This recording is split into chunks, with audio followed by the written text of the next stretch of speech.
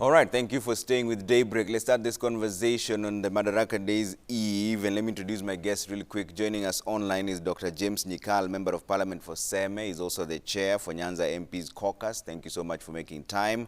Honorable Mauka Maore is also joining us, Deputy Majority Whip of the National Assembly. Thank you so much for making time. In studio is Honorable Kimani Ngunjiri, Member of Parliament for Bahati, and Honorable Didmas Baraza, Member of Parliament for Kimilili. We're also waiting for Francis Mwangangi, who's a former Member of Parliament for Yatta. As soon as he comes in, we'll let him come through to studio. You can send in your views at Trevor Mbija at Citizen TV Kenya. Use the hashtag Daybreak. We're going to talk about 3 different issues. It's a Madaraka Day's Eve. What are your expectations? The president is in Kisumu for a 3-day state visit. There's also an option where MPs are thinking of amending the constitution through the parliamentary route. We'll find out what the MPs think about that, and also talk about the COVID-19 possibility of a 4th wave of now and an extension of the curfew for 60 more days. Does it work? Does it not work? Let's start off with President Uhuru Kenyatta in Kisumu. And I'll start off with Honorable Kimani Ngunjiri. What do you make of the president's visit to Kisumu? Despite the fact that tomorrow is Madaraka Day, there's a perception being created that wherever the president goes, he then launches projects there. And therefore, if he's going to launch a project in your region, you need to be somehow state aligned. Do you get the same feeling? Well, I don't think so, but as a president, because of his diary, it's good when he goes to do something, he can add other things together. So for opening the project, and this the project he initiated himself, and also to talk with the people of Nyanza, and also maybe taking the celebration there, I don't see whether there's any problem. And the other areas, he does the same. Mombasa, he does the same. So I don't think, for myself, I don't see anything wrong with that. Yeah. I think it is in the line of his duty of Okay. what he's doing. That's what I think. All right. Baraza? We need to look at it in 2 perspectives. One is that we need to itemize whatever the president is launching. You understand that under the current constitution, the head of state has no powers to determine what should be done in a particular area. That is the power reserved for the Kenyans themselves, of course, through parliament, insofar as the role of parliamentarians in budget-making process is concerned. But I've looked at some of the projects that are being launched. Some of them are being done by parastatals, which is not a problem. Is going there to launch is not a problem. But going forward, we need to also to itemize projects that are being undertaken in the regions, so that we can disabuse those who think that you only get development if you are aligned with the head of state, and that if you are not politically aligned, then you really continue to stay in the dark. So he needs not to wait for until we have any national celebrations, but he should develop a timetable or a schedule that Kenyans will be able to know that in coastal regions, these are the projects that government is undertaking, in northeastern part of the country, in western, because some regional kingpins, so to speak, will begin to say, when are we also engaging maybe in a handshake to be able to get the goodies that the Nyanza are getting? Yeah. Dr. Nyikal, what do you make of that statement? Well, I think the president has a duty to really give development all over the country, and when he visits an area, it's just important that that is highlighted. We really must understand that the whole essence of politics is actually to bring development, to improve the welfare of the people. So that personally, when there's a lot of politics and I don't see associated with it development, I feel that we are not really serving the people well. So the issue that the president project is okay. I've heard my colleagues say that it's important that this is done across the country. I do agree with that wherever he goes, and that has been the case, he then will show what the government is doing in that area, what politics in general is delivering to the people in that area. I think opening a commissioning project when a president visits an area is actually fine. Yeah. But Dr. Nyikal, as the chair for the Nyanza MP caucus, and I know you are involved a lot in the planning for this entire event, the president was expected to launch the refurbished Butere-Kisumu railway line and commission the Uhuru Business Complex market after his Siaya tour, but that did not happen. Were you aware what happened in between there? Why did that change? Well, I think it's just a matter of time and arranging the program. Actually, there are a lot more things that are going on, not only in Nyanza, but in any other region, that if the president goes there, cannot do all of them. I know, like the Buteri line, I think that is planned, and I think it may still take place, but I think time constant may have been an issue. I don't think anything has changed, that projects that were supposed to be launched or commissioned are not done. There may be a little shift, but the projects themselves are there. So I think that is more important. Okay. I don't think there's anything major other than time. Okay. Honorable Maore, what do you make of the trip to Kisumu by the president? Well, I believe it is the right thing to do. We have been having this, I think this should be the fourth meeting outside the capital. And when we have these visits, they highlight the kind of attention the government is giving to those regions. And like you have rightly mentioned, there are several projects that have been done, and it would have been quite unfortunate if, for whatever reason, somebody went to Nyanza or the Western region or Mount Kenya region or Coast region and immediately there are no projects. I did not hear the same comments about the major or mega projects that have been happening in the coast, from the major routes to the Lamu port and there. I haven't had anybody asking questions why the president is going to open so many things in the coast. Should be. And those have been government projects. Okay.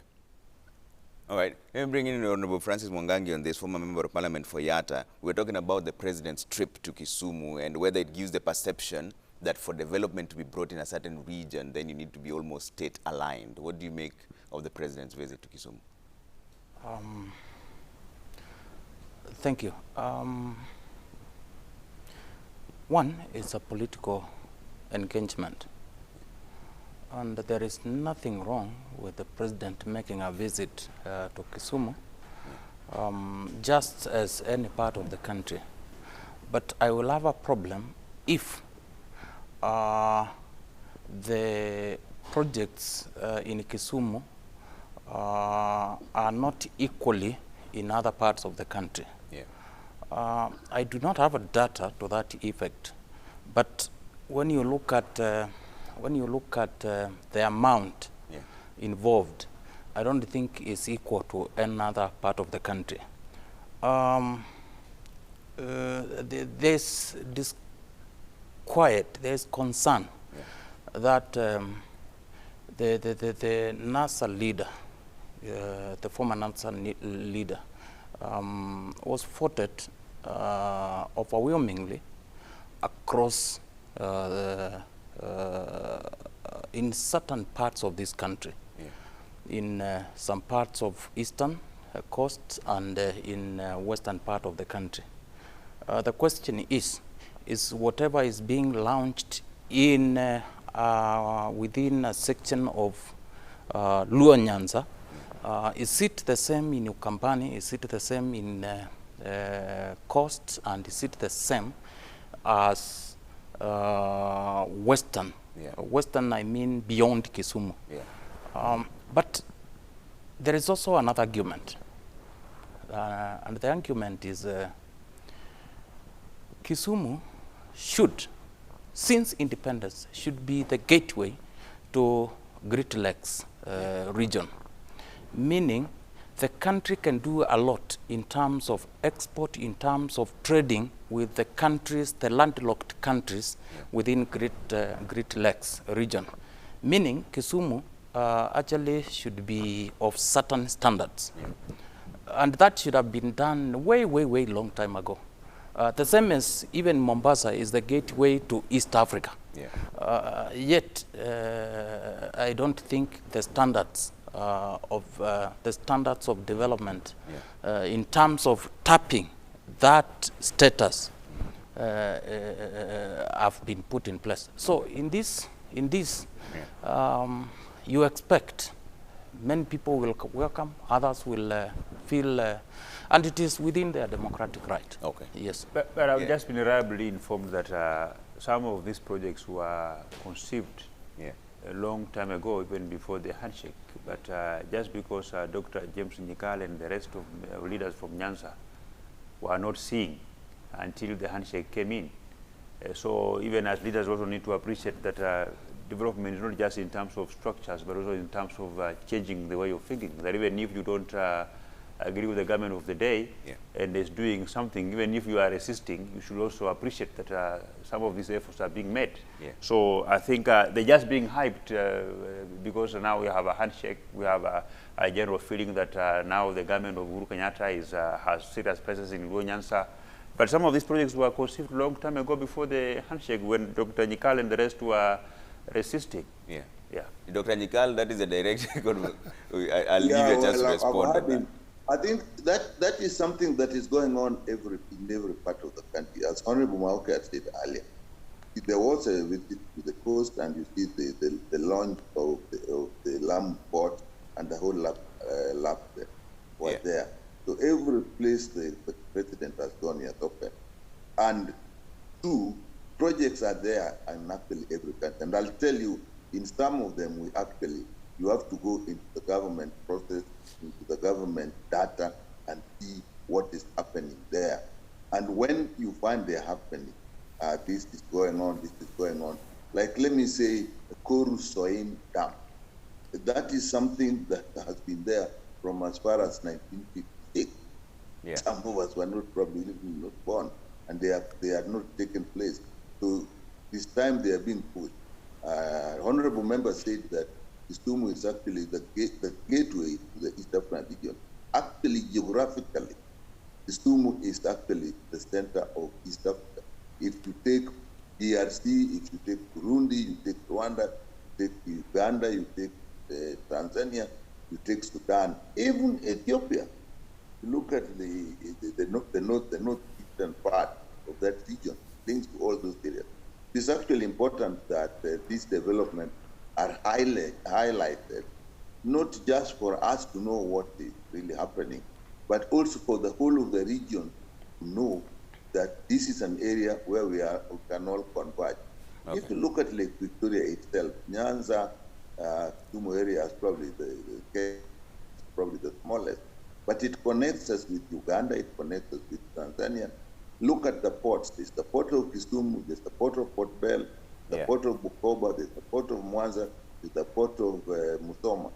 And even way back, these were actually great waterways, and somehow they didn't work. So now, being made operational. Even the other parts of the country, I'm sure, if people go and want to highlight when there's a visit or an official function, you will find that there are many, many things that are going on. Okay. And Gujiri, do you think this would have happened if the so-called resist movement was still there? Well, let me agree with my brother here. The politics of Kenya, that's how it works. And it is really unfortunate because when we are developing Kisumu, we should see it that it's also part of Kenya. In fact, if I give an example of Turkana, you know, big land, a lot of water, the government is saying there's oil. If it's developed properly, the business people, Kikuyu, Kalenjin, everybody will go there and do the business there. So until when we shall reach somewhere, not seeing that the area being developed is for a certain tribe, we should see it as for Kenyans. Because it is going to open for everybody to be able to do business, and also we shall be able to get the economy up when it's opened everywhere. For example, like what my brother have said here, if it's the gate of maybe bringing foreign currency and opening for business, it's not just because of people in Nyanza, but everybody will be there. But now, the problem maybe I have, and this maybe the government or the president should take care of this, is doing things which are not actually, the way Barasa said, according to the law. You know, these things must, where is the money coming from? Is it passing the parliament?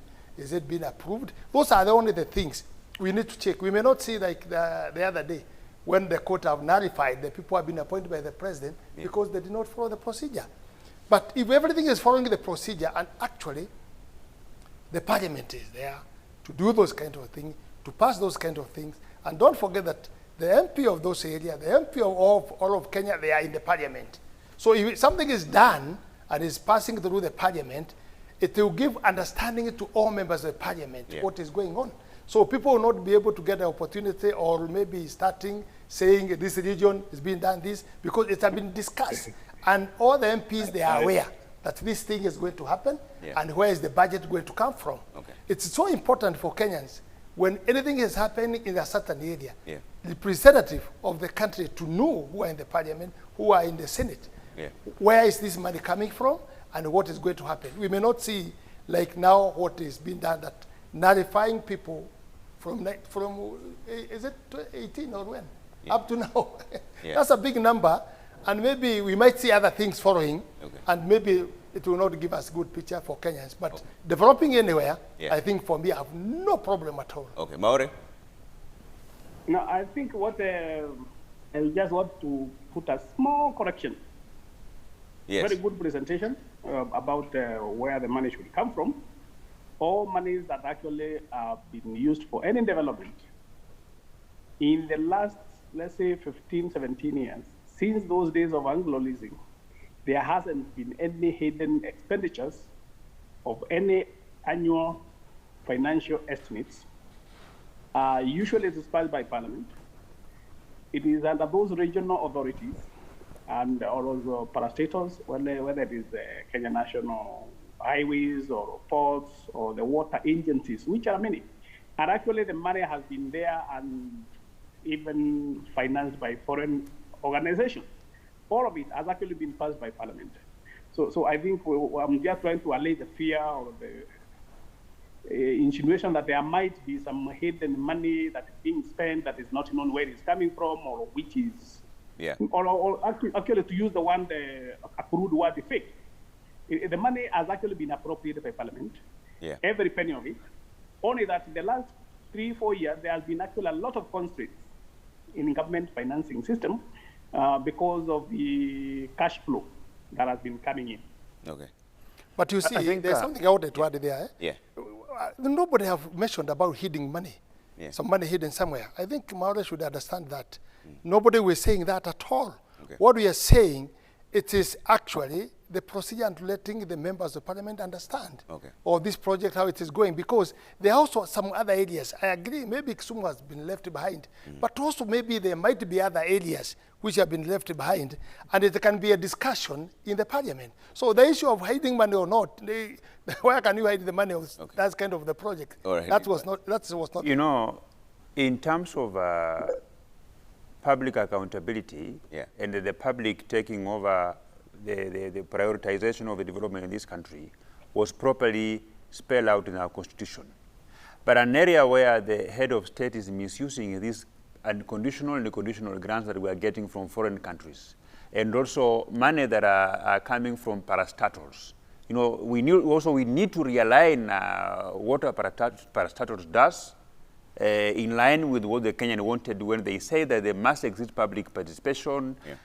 Parliament must approve a budget so that the executive can implement. It's basically separation of powers. You know, you cannot be the same person that is collecting money and deciding where to invest this money to. That's why Kenyans say that we must have a separation of power, that you cannot be the implementing arm of government, and then you are the one budgeting. So that's why the budgeting role was given to parliaments, which is basically Kenyans themselves. So we also need to have another law. Currently, you don't have Parliament has no role in terms of deciding where the conditional grants will go. We have no role in terms of saying the Kenya Railway, you should not go to do a railway in Kisumu or do a railway in Northeastern or do a railway in Mombasa. So we also need to have those kinds of laws. But what I said when we began this show is that these projects that are being done in Nyanza, they are not new projects. They are very old projects. We were not seeing them because by the time the money was being allocated, the projects were being mooted, the leaders from Nyanza were resisting. They would not even agree that there is nothing that the government of Uhuru Kenyatta was doing in Nyanza. So basically that is it. Nikal. Let me just add, I think the process of budgeting is now to a large extent in Parliament. Parliament, since the new constitution, has the power of the past, as is state. So all these projects, and I can tell you the ones that we are talking about in Nyanza, if you go into the budget, you will get it. Actually, even the parastatals, even the conditional grant, if you go to the various committees of Parliament, you will find that during the budget process as of now, these proposals have gone through them, because it is expected that every committee will look at all the funds that the national government is spending on the mandate of that committee. It is also expected that they look at what the parastatals that also under the same committee are spending. So if you go on all these cases, really you will find this money in the budget.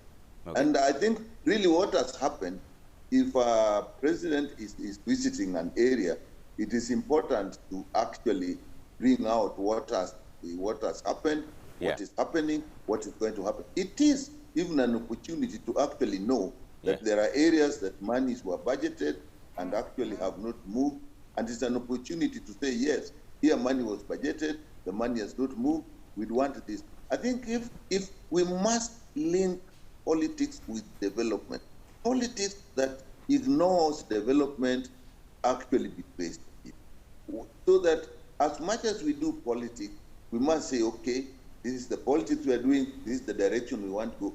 But in the meantime, in the future, how do people benefit? That is why, as parliamentarians, we now have a big hand in the budget process. And we should take it seriously in the committees, look at the details so that we know in our areas what is happening.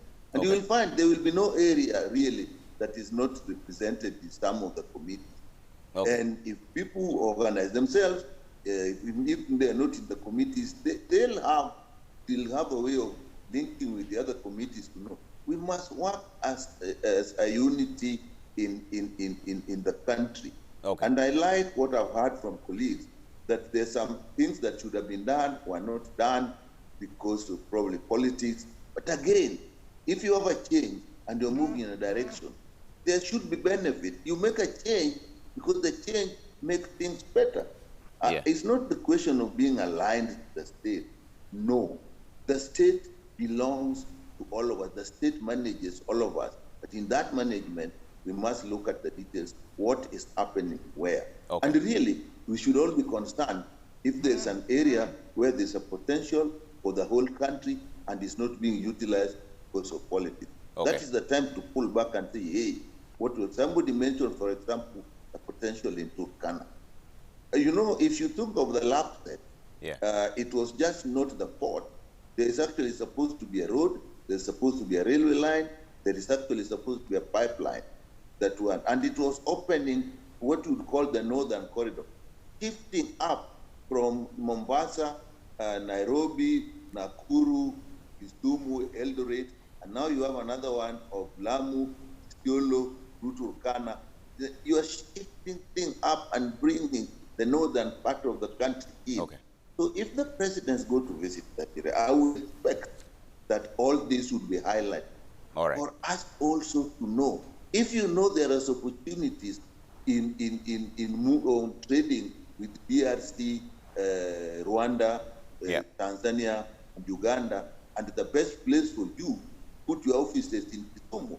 It doesn't matter where you come from. Okay. Go to Kisumu, put your office, and use the facilities that are being put in place. Okay. Mwangangi? I have a different opinion from the chairman of the Luo MPs, Dr. Nyikar. If that was the case, and if every corner of this country is supposed to be developed irrespective of their political affiliation, then all the projects under Vision 2030 should have been completed, other than others which came the other day. And you can see clearly the way they are being pushed, even some of them when there is a court order in place to stop them. because of some issues which were not done properly in the court's opinion. There was this Isiolo city, which the Right Honorable Prime Minister and His Excellency President Mwai Kibaki conceived under Vision 2030. There is Konza Techno City, and there is this Thwake Dam, the mega dam that is going to transform many parts of this country. When you look at the speed at which the government has been executing these projects in the last almost now 9 years, it leaves a lot to be desired.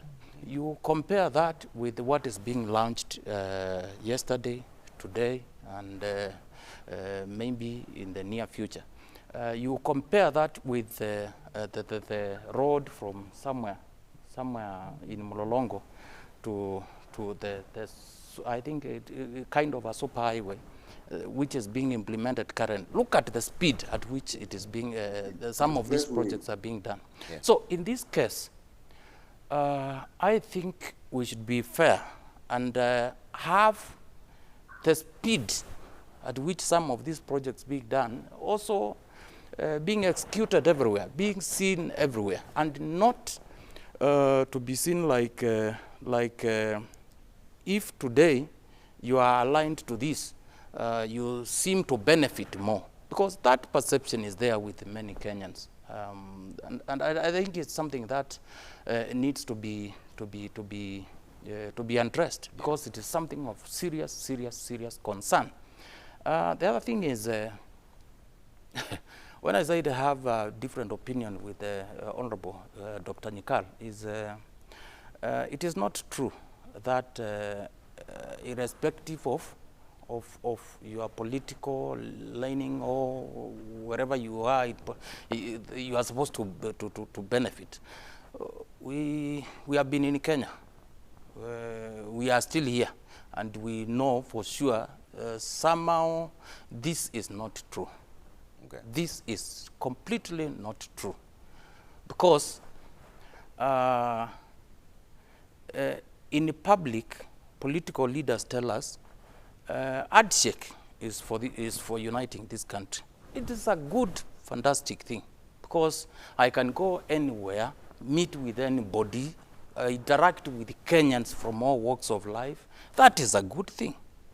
But when it comes to implementation, really, you look at it and it's like you have so many question marks. Yeah.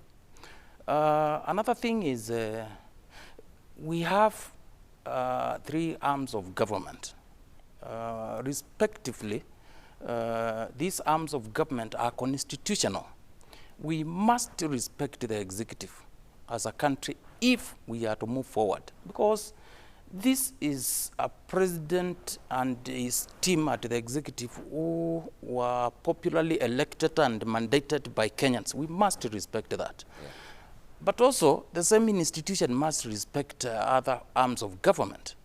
It is in order for somebody, a Kenyan, to call parliamentarian a group of wakora, for example, yeah, or judiciary, our wakora, you know.